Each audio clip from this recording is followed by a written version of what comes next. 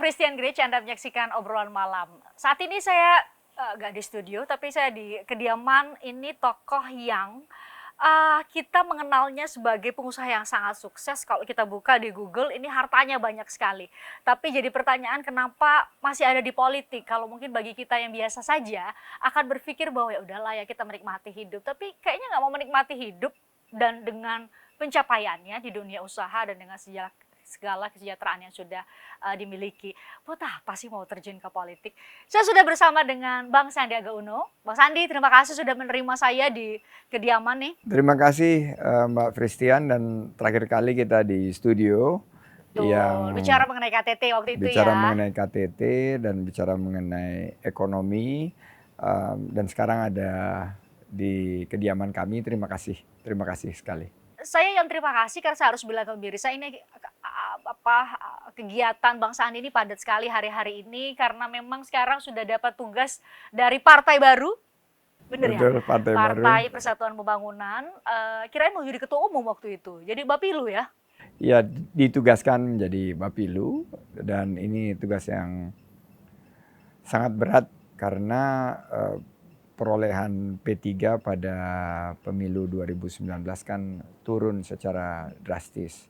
Nah, ini bagaimana kita di tengah persaingan ini P3 bisa kembali menjadi dekat dengan hati dan pikiran rakyat.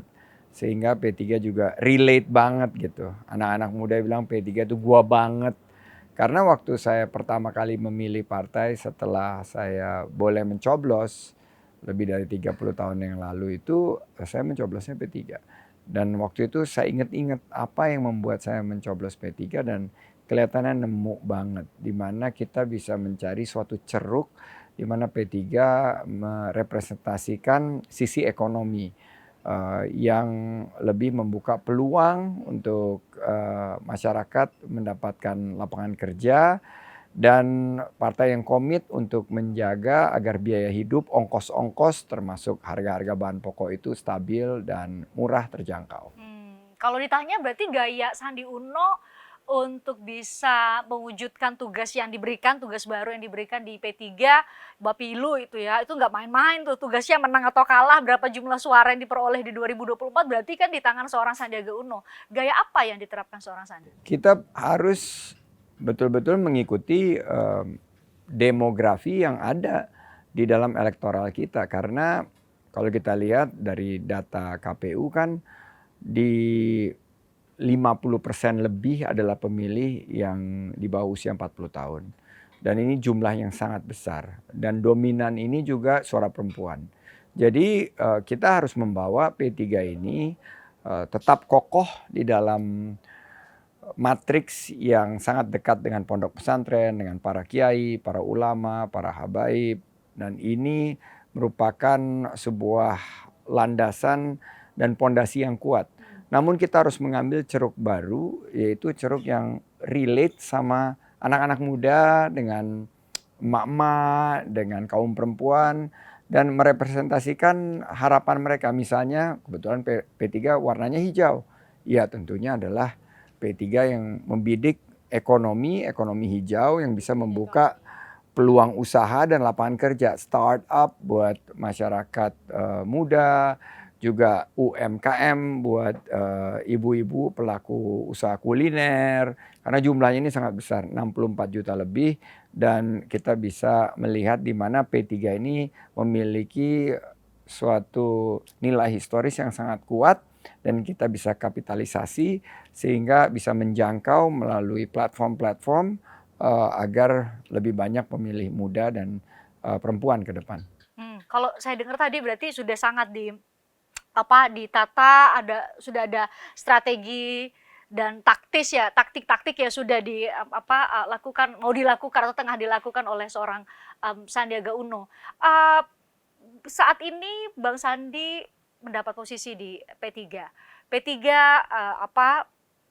memutuskan bahwa Bang Sandi lah yang akan menjadi bakal calon wakil presiden yang diharapkan bersanding dengan Ganjar Pranowo.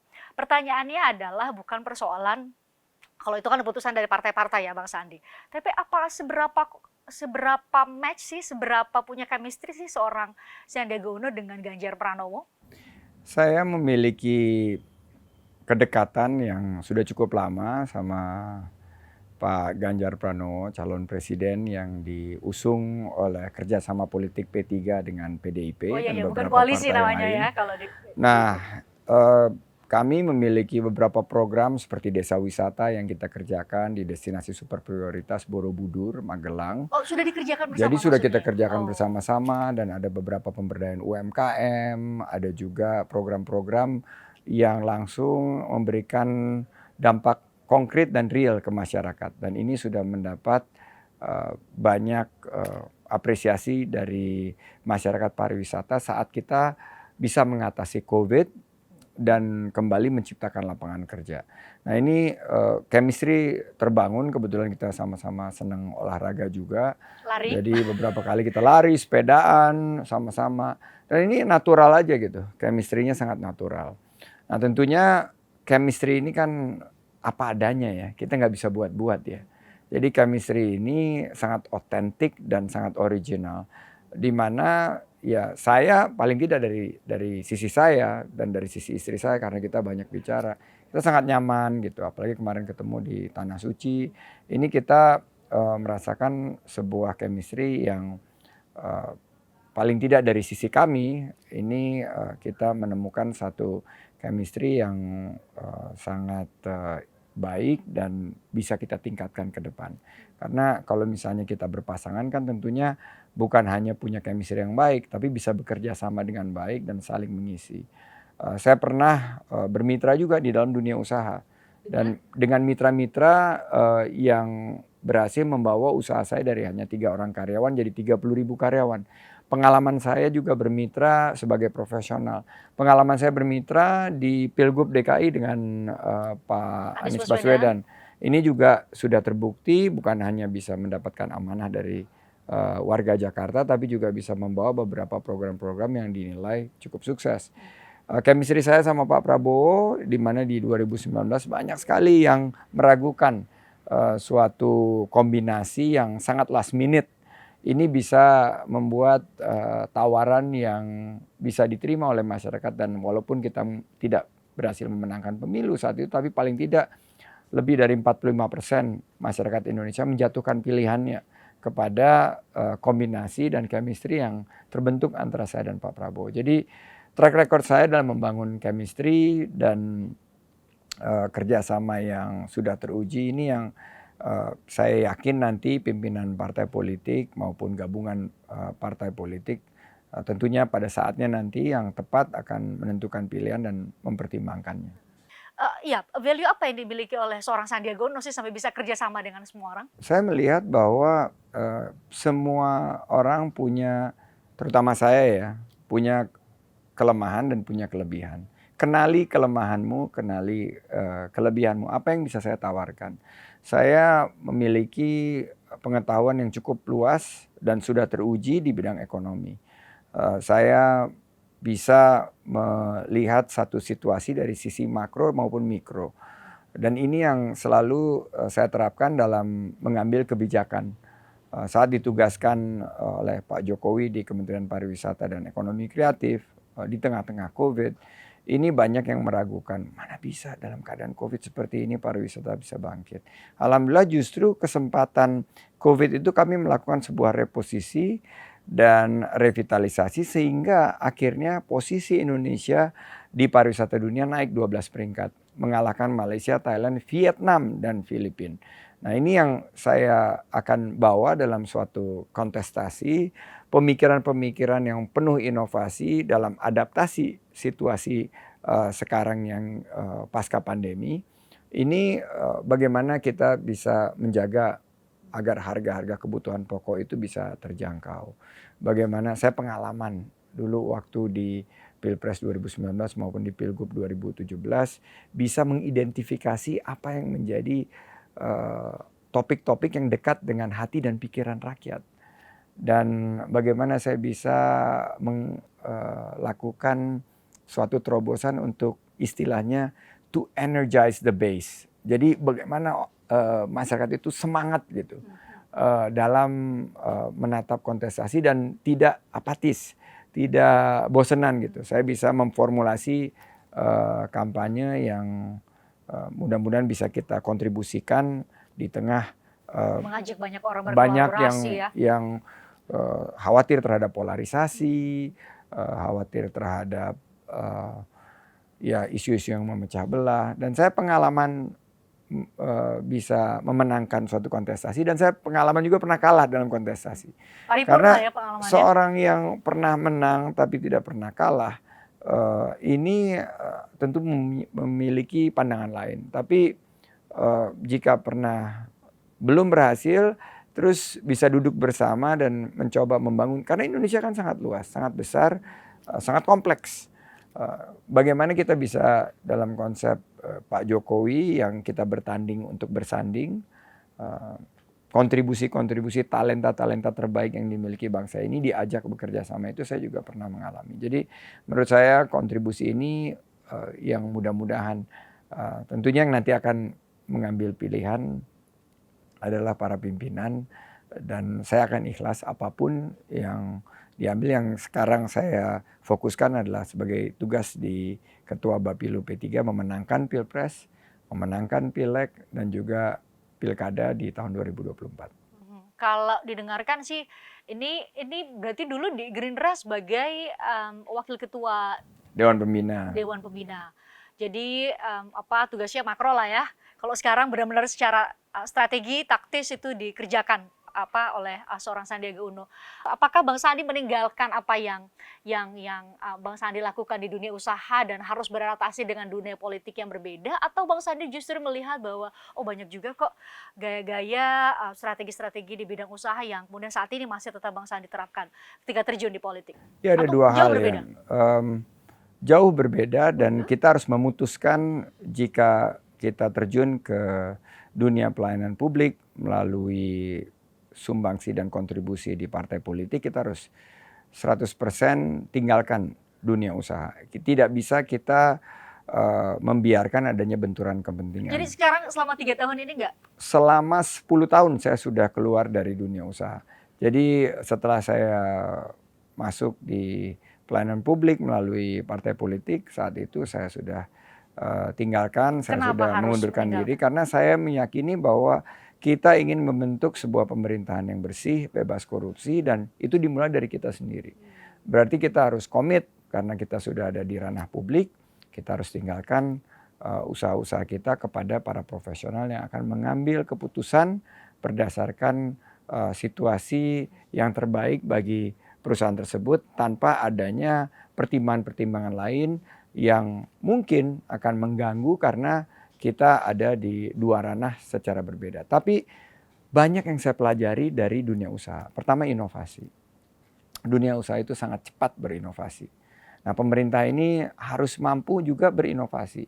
Tentunya di dalam hal regulasi yang sesuai dengan apa yang diharapkan aspirasi masyarakat.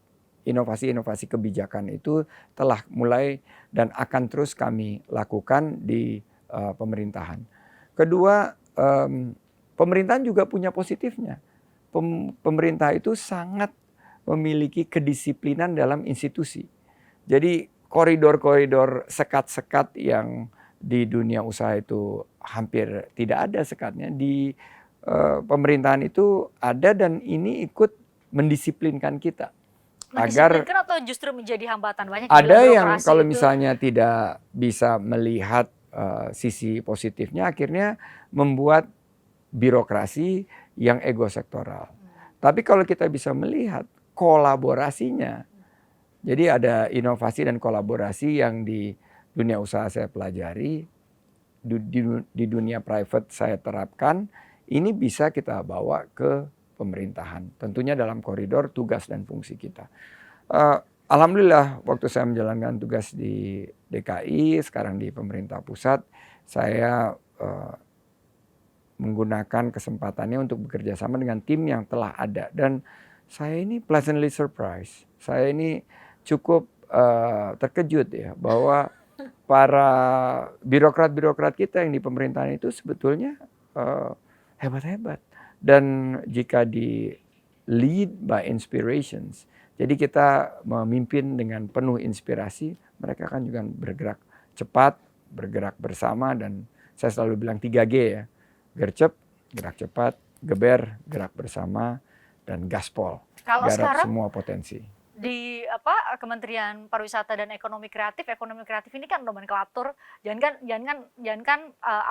dunianya ya, tetap nomenklaturnya aja mungkin bagi sebagian orang baru dengar ekonomi kreatif. Bagaimana kemudian Bang Sandi membangun kesadaran, kemudian menjadi sebuah gerakan yang konkret bagi para birokrat yang setidaknya ya yang ada di Parekraf untuk yuk ini ekonomi kreatif, besar sekali sumbangsi ekonomi kreatif untuk pemulihan ekonomi kita pasca Covid kemarin.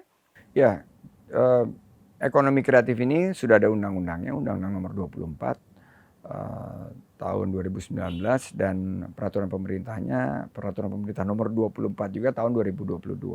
Dan ekonomi kreatif ini kontribusinya terbesar nomor 3 di dunia ke PDB kita. Setelah Amerika dan Korea, kita di 7,8%. Nah, ada 17 subsektor. Saya bilang sama teman-teman di pemerintahan, ini startup isinya semua. Mulai dari kuliner, fashion, kria, sampai ke televisi, radio, gaming. Ini mentalitas dari teman-teman di subsektor ekonomi kreatif ini adalah mentalitas startup yang maunya semua cepat. Jadi tadi saya bilang, kalian mau ngurus ekonomi kreatif harus gercep, gerak cepat. Tapi nggak bisa gerak sendiri-sendiri, harus geber, gerak bersama. Dan yang terakhir adalah gaspol, karena sekarang digitalisasi, garap semua potensi online untuk buka peluang usaha, untuk ciptakan lapangan kerja. Di awal masuk ke kementerian bisa langsung adaptasi nggak? Atau saya karena itu lagi kemampuan membangun chemistry, bekerja cepat, itu saya langsung bergerak, dan di hari pertama kita langsung rapim.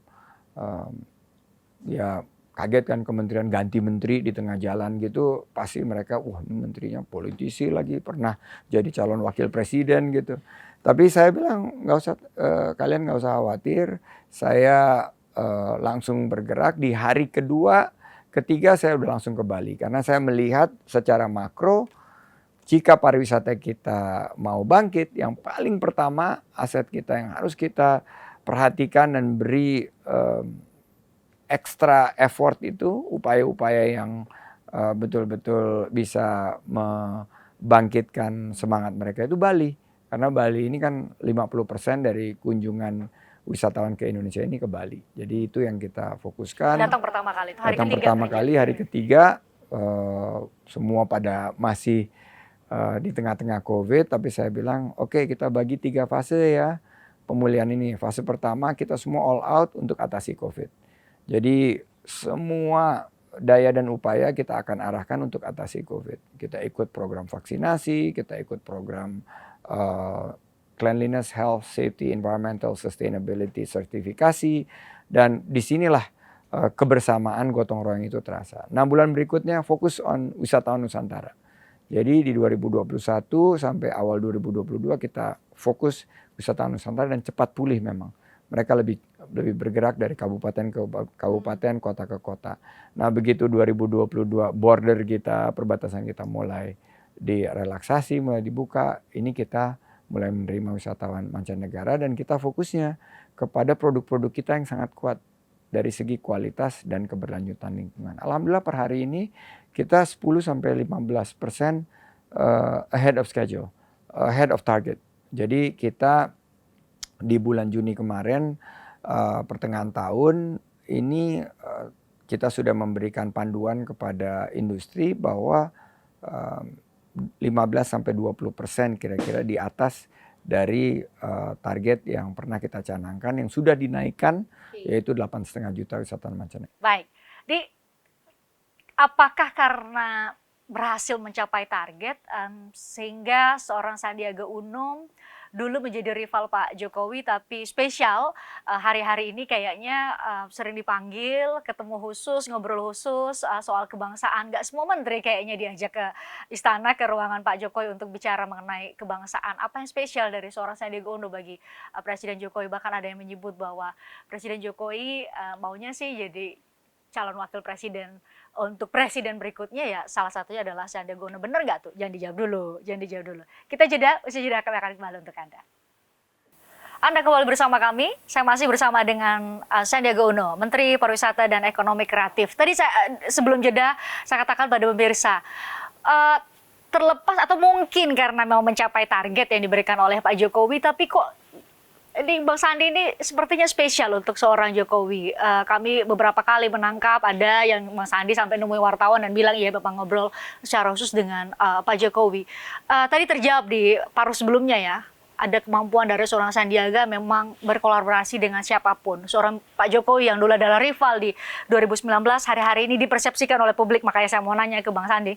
Dipersepsikan oleh publik, tampaknya anak kesayangan, menteri kesayangan banget ini Bang Sandi, sampai katanya ada info bahwa memang seorang Sandiaga Uno adalah salah satu sosok yang diharapkan oleh Presiden Jokowi menjadi wakil presiden untuk periode berikutnya. Benar nggak tuh? Saya rasa Pak Presiden bicara sama banyak pihak untuk didukung ya. Dan saya sangat menyadari itu karena Pak Presiden itu saya ingat banget waktu habis 2019 kita duduk cukup lama saat saya belum bergabung dengan pemerintahan dan lagi Pak Presiden lagi menyusun tentunya untuk langkah-langkah di 2019 sampai 2020. Oh, ini belum kabinet, belum terbentuk? Ini belum terbentuk. Oh. Jadi beliau tuh menanyakan kepada saya beberapa hal dan saya memberikan pendapat mulai dari pemindahan ibu kota sampai kepada Omnibus Law. Waktu itu saya sampaikan apa yang menjadi pemikiran-pemikiran saya dan diskusi kita memang nyambung banget. Tapi saya menyadari bahwa yang diajak bicara itu bukan saya sendiri, banyak yang diajak bicara karena beliau ini kan tentunya sebagai presiden menerima banyak masukan dan saya juga menyadari banyak juga pilihan di luar saya gitu. Jadi waktu saya dipanggil, beliau memberikan waktu untuk ketemu itu saya sudah merasa sangat bersyukur. Sebagai seorang pembantu presiden dipanggil secara khusus, berbicara mengenai kebangsaan ke depan dan saya selalu menyampaikan karena ceruk pasar saya ini kan dari ceruk yang berbeda dengan pendukungnya Pak Presiden. Ceruk saya ini sama Pak Prabowo dan waktu itu sama Pak Anies ini ada di segmentasi yang sangat berbeda. Jadi saya menyampaikan WhatsApp grup saya misalnya. Ini kan WhatsApp grup saya isinya ada yang relawan pro pemerintah, ada relawan yang anti pemerintah, ada relawan yang memberi masukan secara netral. Jadi saya mendapatkan informasi dari berbagai pihak dan ini selalu saya formulasi dan saya sampaikan sebagai bentuk bahan-bahan untuk kita diskusikan. Nah, tapi kan pada akhirnya yang akan menentukan ini kan pimpinan partai politik. Pak Presiden tentunya punya dua konsep yang selalu saya tangkap. Bahwa satu adalah keberlanjutan. Namanya continuity. Jadi apa yang sudah dicapai oleh beliau 8-9 tahun terakhir sampai tahun ke-10 meneruskan pemerintahan-pemerintahan sebelumnya ini dilanjutkan supaya kita tidak misalnya udah kelas 12 atau kelas 6 lagi. Itu turun jadi kelas 5 lagi tapi kita lanjutkan dan dipercepat, diperbaiki dan yang baik itu terus ditambah, yang belum baik itu akan diperbaiki dan disempurnakan. Jadi konsepnya itu adalah continuity. Yang kedua yang menarik menurut saya, beliau memikirkan karena ini untuk NKRI adalah rekonsiliasi. Jadi ada dua kubu yang terus saling ya boleh dibilang bersaing, bertanding, terus setelah selesai itu enggak terrekonsiliasi. Nah, 2019 ini di tingkat atas sampai bawah. Nah, di tingkat atas berhasil tuh direkonsiliasi. Paling tidak dua rival dan menyisakan sekarang yang anti pemerintah itu kan kalau kita lihat jumlahnya sudah jauh berkurang. Dan malah tingkat kepuasan masyarakat kita terhadap pemerintah ini tinggi sekali.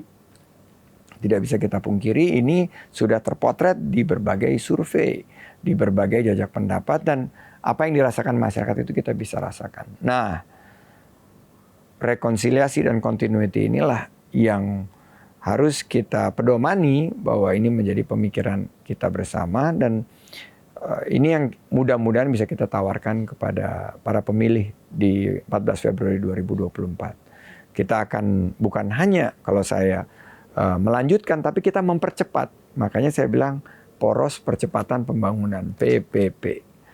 Kalau ngobrol dengan Pak Presiden biasanya ngobrol apa sih Bang Sandi? Yang empat mata ya, kalau yang rapat kan itu bisa Ya, ada yang tentunya tertutup, ada yang bisa saya share. Yang bisa saya share ini adalah keinginan kita semua, dan Pak Presiden ini juga ingin agar Pilpres 2024 ini sejuk, kondusif, dan bicara mengenai isu-isu yang ada di tengah-tengah masyarakat. Oleh karena itu dia selalu mendorong, mau jadi pemimpin harus ada di tengah-tengah masyarakat, dengar apa yang menjadi keluhan masyarakat dan hadir dengan solusi-solusi. Jadi saya terus didorong tuh waktu lagi COVID juga itu bahwa kita harus bergerak.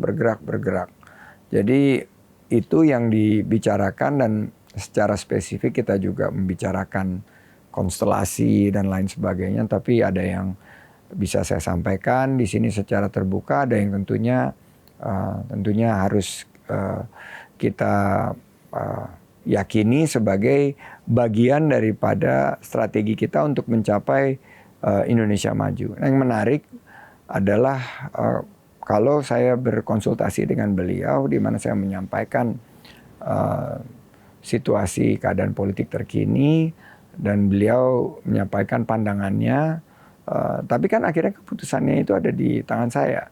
Sebagai pembantu beliau, saya pasti akan meminta arahan kepada beliau, dan beliau biasanya menariknya sama presiden itu nggak pernah berlama-lama, selalu satset, das, what, gini, ini keputusannya ini, arahannya seperti ini, dan itu yang saya maknai sebagai pedoman bagi saya melangkah ke depan. Termasuk melaksanakan tugas sebagai menteri ya?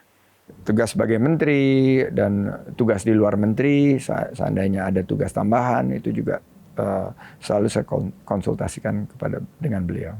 Ada arahan, kira-kira ada arahan langsung nggak? Kan publik hanya bisa mempersepsikan ya Bang Sandi. Benar nggak kalau diarahkan oleh Pak Presiden pasangannya ke Pak Ganjar atau ke sosok lain? Pak Presiden tidak secara spesifik ini arahnya, tapi dia bilang saya melihat bahwa di antara para pembantu presiden, dan ini dia terbuka sama saya, ini yang saya usulkan kepada pimpinan partai politik, ya monggo begitu. Tapi kalau dilihat dari kecocokan maupun matriks dan formulasi, tentunya para pimpinan partai politik sudah mendapatkan masukan-masukan. Jadi fokus saya kerja aja. Saya lihat bahwa pekerjaan saya ini, jika saya semakin bisa mencapai target yang dibebankan kepada saya, maka akan lebih banyak manfaat yang dirasakan oleh masyarakat. Bang Sandi tadi bilang kan, Bang Sandi ini punya pengalaman menang, punya pengalaman kalah. Jadi tentu sangat paham melihat bagaimana turun naik hasil survei, elektabilitas dan lain-lain. Bang Sandi kan kalau di awal 2019 itu hasil surveinya capresnya paling tinggi lah Bang Sandi. Sekarang ada dinamika, bahkan terakhir kalau hasil survei di elektabilitas Bang Sandi bersaing betul dengan sahabat Bang Sandi sendiri, Pak Erick Thohir. itu Bang Sandi bagi kami kan membaca data ya. Tapi bagi seorang pribadi Sandiaga Uno membaca data hasil survei itu bagaimana? Memaknainya sebagai apa? Sebagai sebuah, boleh dibilang kolaborasi ya, karena saya sama sahabat saya Pak Erick ini kan dari kecil kita main basket biasa bertanding gitu. Habis tanding terus salaman, terus siapa yang menang kita selamatin. Tapi kalau yang kalah ya kita tepuk bahunya, kan biasa seperti itu. 2019 gitu ya? Kita bersaing juga. Ketua TKN. Ini beliau ketua TKN, saya cawapresnya. Setelah selesai kita berteman lagi, dan sekarang malah sama-sama jadi pembantu presiden. Dan di 2024 ada kemungkinan juga seperti itu. Ya biasa aja menyikapinya, itu memang kodratnya kita dan dalam bentuk suatu kecintaan terhadap NKRI. Kita nggak boleh ada bawa perasaan, nggak boleh baper gitu loh, dibawa ke sisi-sisi personal, sisi-sisi pribadi. Justru ini ujian kita dalam kita berkontribusi. Tadi kan ditanya, ngapain lagi sih? Sudah di dunia usaha. Ngapain sih? Kalau saya melihat bahwa usaha. ini keterpanggilan dari kita berdua misalnya, karena kita dua-duanya sangat cinta terhadap Indonesia, dan kita melihat bahwa kontribusi sebagai yang pernah memiliki pengalaman di ekonomi dunia usaha, khususnya di private sector, ini diperlukan pada pemerintahan ke depan. Jadi kita biasa dan sangat cair hubungannya, dan nanti pada saatnya siapapun yang dipilih pasti akan didukung sama yang tidak dipilih. Siapa yang masih belum dapat kesempatan berlaga di 2024 ini, ya kita berikan ruang dan peluang. Jadi buat saya persahabatan kita ini mudah-mudahan bisa abadi dan silaturahim kita ini tidak terputus. Terkait dengan elektabilitas Bang Sandi yang hari-hari ini bersaing betul ya dengan beberapa nama lain, termasuk tadi selain Pak Erick Thohir ada juga Kang Ridwan Kamil, bahkan terakhir kalau LSI ada juga nama Mas Gibran masuk gitu ya. Banyak tokoh keluar masuk, bahkan ada yang bertahan, ada yang keluar masuk, ada yang naik, ada yang turun di soal elektabilitas. Tapi Bang Sandi sendiri optimis bakal secara setidaknya, kalau keputusan nggak pasti di ketua umum parpol kan, tapi secara elektabilitas bisa bertahan baik? Saya ini waktu Pilgub DKI ini dari 0,3%. Iya benar juga ya. Saya waktu 2019 dari 0%. Tapi saya berhasil mengkontribusikan sekitar 15% dalam perhelatan kontestasi demokrasi. Dan itu voters yang teratribusi terhadap kegiatan-kegiatan yang fokus kepada sisi ekonomi. Karena disitulah peran saya di setiap kontestasi demokrasi untuk mewarnai dari segi pengetahuan saya di bidang ekonomi. Memang tentunya akhirnya keputusan itu ada di pimpinan partai politik, tapi melihat data dan kalau dilihat dinamikanya, tentunya yang konsisten itu adalah dua hal di bidang ekonomi. Satu adalah harga-harga bahan pokok, biaya hidup. Yang kedua adalah lapangan kerja. Baru ketiga pemerintahan yang bersih, bebas korupsi. Nah, dua hal ini saya sangat menguasai. Saya boleh dibilang punya pengalaman secara 360 derajat karena pernah ada di dunia usaha, pernah juga di sisi akademisi untuk meneliti, dan pernah mengeksekusi di pemerintahan, baik di level pemerintahan daerah maupun di pemerintahan. Jadi paripurna lah ya. Jadi nggak juga bicara soal ya, kalau paripurna kan tentunya yang pernah menjabat, tapi ini kan kita nanti di 2024 ini kan semuanya belum pernah menjabat di posisi presiden dan calon wakil presiden. Kenapa calon wakil presiden yang dibidik, bukan calon presiden, Bang Sandi? Calon presiden tentunya harus memiliki dukungan dari angka-angka, harus dapat dukungan dari masyarakat, harus juga didukung oleh partai politik. Nah, saya tentunya melihat secara realistis posisi saya. Saya ini urat pesimis saya udah putus bertahun-tahun yang lalu. Saya optimis, tapi dalam bingkai optimisme saya tentunya saya harus realistis. Posisi apa yang bisa saya kontribusikan.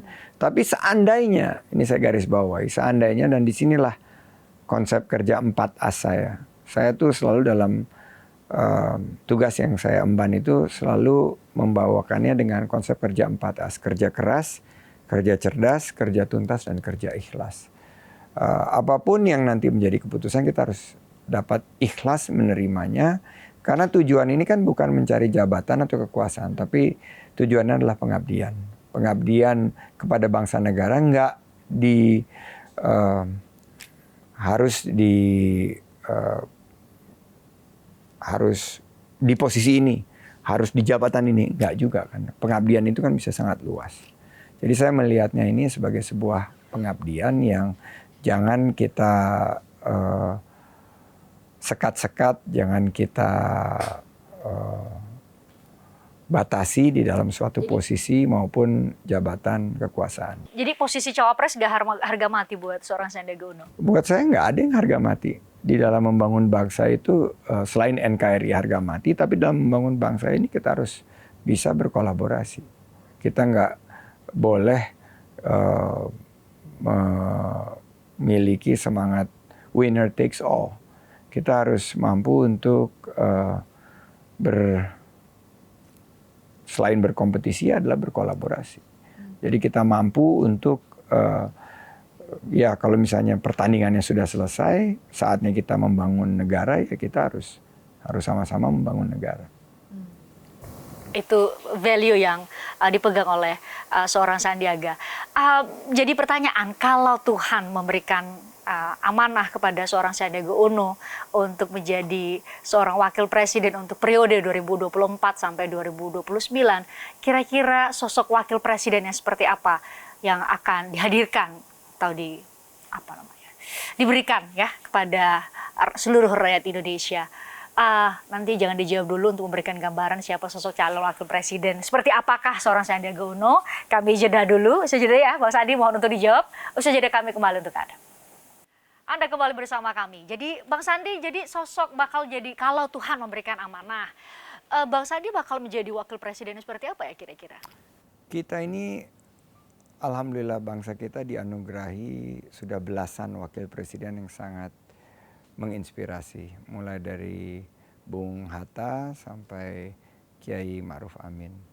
Dan tentunya kita bisa belajar dari sosok-sosok ini bagaimana mengemban amanah menjadi wakil presiden. Saya pernah menjadi calon wakil presiden di 2019 dan saat itu saya juga sudah mulai menyiapkan, karena tugas dari seorang wakil presiden itu kan adalah membantu presiden dan menjalankan tugas seandainya diberikan tugas oleh presiden dan menggantikan tugas presiden. Dan ini luas sekali, jadi harus mampu kita dekatkan kepada apa yang dibutuhkan oleh masyarakat. Dan karena background saya di bidang ekonomi, di mana kita bisa memberikan kontribusi, insya Allah tentunya jika Allah memberikan ridho dan berkenan melalui pimpinan partai politik yang akan menentukan, ini saya akan fokus pada kontribusi saya untuk membangun Indonesia menjadi Indonesia maju di tahun era Indonesia Emas 2045. Dan saya melihat peluangnya ini sangat konkret dan real. Waktunya ini sangat sempit. 15-20 tahun bonus demografi kita. Ini harus kita konversikan ke pertambahan nilai ekonomi yang akan menambah GDP kita. PDB kita yang sekarang ini total 1,1-1,4 triliun dolar, ini harus kita tingkatkan 4 kali lipat sehingga kita bisa mencapai status negara maju.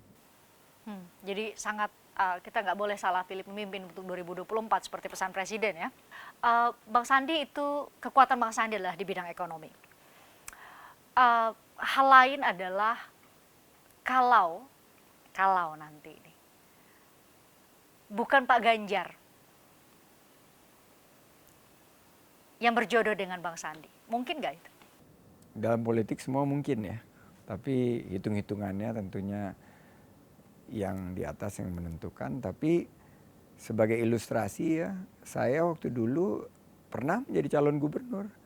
Last minute, dalam detik-detik terakhir terdegradasi menjadi calon wakil gubernur. Pernah terjadi. Di 2019 saya ada di Moskow waktu nama saya mulai dipertimbangkan. Akhirnya saya dipanggil pulang oleh Pak Prabowo dan saya diminta untuk mendampingi beliau di detik-detik terakhir juga. Jadi di dalam politik ini kan selalu last minute. Walaupun mengurus negara, mengurus rakyat tercinta itu minute to minute. Jadi kita harus siap dengan segala kemungkinan. Tapi kalau diminta atau diberi kesempatan untuk memilih sosok capresnya, Sayangnya kesempatan memilih itu ada di tangannya pimpinan partai politik. kalau secara pribadi, Kalau secara pribadi saya bisa hampir sama yang saya sampaikan tadi. Saya punya chemistry dengan semua dan pernah sama ketiganya ya, sama pernah kerja sama keduanya yang sama Pak Ganjar ini belum pernah berpasangan, tapi saya yakin saya tidak akan menyia-nyiakan kesempatan jika diberikan kesempatan untuk berkontribusi kembali dalam kontestasi demokrasi. Kalau peluang seorang Sandiaga Uno untuk menjadi calon wakil presidennya Ganjar Pranowo ditanya ke Bang Sandi, berapa persen? Bisa nggak dipresentasikan? Nggak bisa, karena di dalam politik itu mirip-mirip di dalam keputusan-keputusan dan pilihan-pilihan itu selalu 50-50. Karena bisa iya, bisa enggak. Walaupun saya optimis, tapi saya juga harus realistis. Saat ini pembicaraan atau setidaknya komunikasi politik dengan partai lain yang sudah bekerja sama, setidaknya misalnya dengan Partai Demokrasi Indonesia Perjuangan, sejauh mana Bang? Nah ini saya sangat bersyukur karena di Rapimnas terakhir dibagi tugasnya. Untuk komunikasi politik, lobby-lobby politik, untuk memperjuangkan bakal calon wakil presiden dari P3 yang sudah diputuskan di Rapimnas ini adalah tugasnya Pak PLT Ketua Umum Haji Muhammad Mardiono. Nah Pak Mar ini yang nanti akan membawa komunikasi politik ini untuk menjadi sebuah keputusan. Saya ditugaskan di Bapilu, jadi saya bisa fokus. Ini baru saja pulang dari Jawa Timur, mulai dari Madura sampai ke wilayah yang paling barat, exit di Ngawi. Tadi saya pulang dari Solo, langsung ke sini. Saya adalah berhubungan dengan para, ya kalau boleh dibilang di lapangan langsung. Jadi tadi dengan Kota Madiun, dengan bicara dengan teman-teman di Jombang, dengan saudara-saudara kita di Bangkalan, bagaimana P3 ini bisa relate banget gitu dengan keadaan terkini di Jawa Timur misalnya. Karena Jawa Timur ini lumbung suara 31 juta lebih jumlah suara yang ada di Jawa Timur. Nah, begitu juga dengan Jawa Tengah, Jawa Barat, dan wilayah lain Indonesia. Itu jadi tugas saya, sementara yang nanti akan mengupayakan pasangan itu ya ada di Pak Mar. Mungkin Pak Mar bisa diundang di sesinya Christian juga. Tapi ini kan tadi cerita kegiatannya ya. Kalau kita lihat juga ini kegiatannya Bang Sandi ini nggak putus-putus, nggak selesai-selesai, kayaknya ada banyak sekali kegiatan ini buat jaga nggak hanya secara fisik ya. Saya sendiri merasakan sebagai orang yang ada di layar Bang Sandi. Kadang-kadang secara mental kita juga sangat lelah. Tapi Bang Sandi sendiri menjaga vitalitas secara fisik dan mental itu gimana? Saya beruntung ada Mbak Nur. Waduh. Mbak Nur ini yang selalu kasih ramuan-ramuan, suplemen dan doa-doa. Minuman, semua dibantu? Iya dibantu, ada infused water yang dia selalu bacain doa gitu. Terus saya rutin berolahraga paling tidak 5 kali seminggu. Saya usahakan istirahatnya cukup dan nutrisi yang saya dapatkan ini nutrisi-nutrisi yang memang dibutuhkan untuk kegiatan. Karena Mbak Frisian tinggal kurang lebih 200 hari lagi menuju hari H. Kita nggak punya banyak waktu lagi, ini mesti betul-betul udah sprint. Karena 200 hari dibandingkan 2019, sementara kita di 2019 ini berkampanye sekitar 8 bulan. Kita berkampanye sekitar, boleh dibilang itu jumlah waktu yang sangat panjang gitu. Jadi kalau ditanya energi Sandiaga Uno untuk kampanye baik untuk P3 itu lebih sekarang sudah jelas karena ketua Bapilu. Kalau nanti diberi amanah menjadi calon wakil presiden, seberapa besar energinya buat kamu? Saya ini waktu 2017 saya kampanye di lebih dari 1.200 titik kunjungan itu karena DKI itu kecil, jadi ya alhamdulillah tidak terlalu melelahkan. Tapi saya merasakan betul-betul lelah itu saat kampanye di 2019 di mana kita berkunjung di hampir 1.560 titik kunjungan di seluruh Indonesia. Itu 8,5 bulan non-stop, 24 jam, 7 hari seminggu. Sampai saat pencoblosan saya tumbang, tumbang dan nggak kelihatan. Makanya yang ditanya, mana lu kok nggak ada di acara-acara setelah pencoblosan itu. Saya baru datang 3 hari setelah saya masa pemulihan. Itu betul-betul melelahkan sekali ya. rasa lelah fisik, mental, itu saya rasakan di sana. Tapi alhamdulillah masih diberi kekuatan, bisa bangkit kembali. Nah kali ini karena kampanyenya 70-an hari, 75 hari, ini akan jauh lebih efektif dan kita akan gunakan teknologi terkini.